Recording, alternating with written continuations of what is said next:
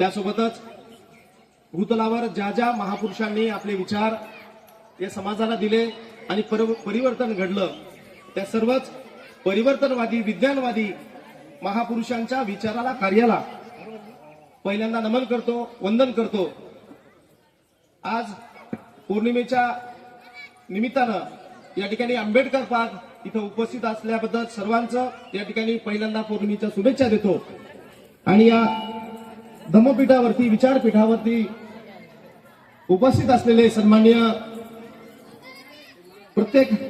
सुखदुःखामध्ये सर्वांच्या महापुरुषांच्या जयंतीच्या रस्त्यावरती सातत्यानं कार्य करणारा धडाडीचा जनसेवक नगरसेवक संजयजी पाटील घोगरे, त्यासोबतच सर्वांना सुपरिचित असं व्यक्तिमत्व वैजनाथभाऊ देशमुख, युवा कार्यकर्ता कसा असावा हे ज्यांच्याकडे बघून आणि वेगवेगळे इव्हेंट्स कसे घ्यावेत हे ज्यांच्याकडे सर्व सिडको पाहतं ते युवा नेते नगरसेवक प्रतिनिधी सन्माननीय सतीजी बसवदे आणि एकंदरीत या आंबेडकर पार्क उभारणीच्या जे काही घटना घडामोडीच्या सर्वच्या सर्व गोष्टीमध्ये आपला सहकारी होता ते राजूभाऊ लांडगे, श्रमिक सोसायटी सिडकोचे चेअरमन सन्माननीय पठाण साहेब आणि उपस्थित सर्व माता भगिनींनो, या ठिकाणी आपण एकंदरीत आंबेडकर पार्क उभा करण्याच्या पाठीमागे अतिशय मेहनतीनं ज्या जागेवरती नको त्या गोष्टी व्हायच्या त्या जागेला आज पवित्रता आली, पवित्र झालं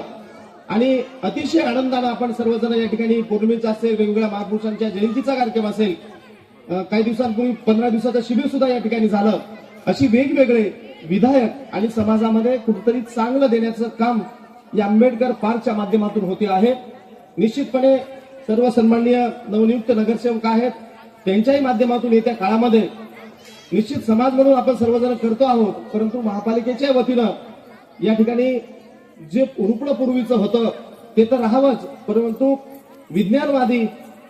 विचार आपल्याला कसे पोहोचता येईल या ठिकाणी लायब्ररीचं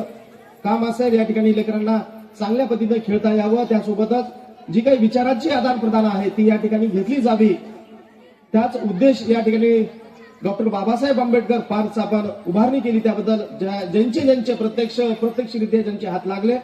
त्यांनाही या ठिकाणी अभिनंदन करतो आणि चांगला एक पार्क या ठिकाणी निर्माण झालं। येत्या काळामध्ये या पार्कचं इतरही लोकांनी आकर्षण व्हावं, ज्या पद्धतीनं उदगीरला बुद्ध विहार महाराष्ट्रातून आपण ते पाहायला जातो त्याच पद्धतीनं याही आंबेडकर पार्कला चांगलं रूप कसं निर्माण होईल असं आपल्या सर्वांच्या वतीनं आश्वस्त करतो, जेणेकरून या भागातला स्लम एरिया किंवा घाणेरडा एरिया म्हणलं जातं हे कुठंतरी नाव गेलं पाहिजे। कारण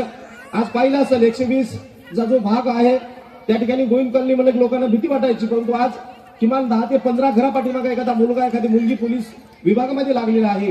अशाच पद्धतीनं आपल्याही घरातली लेकरं चांगल्या पदावरती जावं, या भागाचं नाव अजून चांगलं व्हावं, याच आजच्या या पौर्णिमेच्या चांगल्या दिवशी आपल्याला शुभेच्छा देतो आणि उद्याच्या होळी आणि धुलीवंदनाच्या सुद्धा शुभेच्छा देतो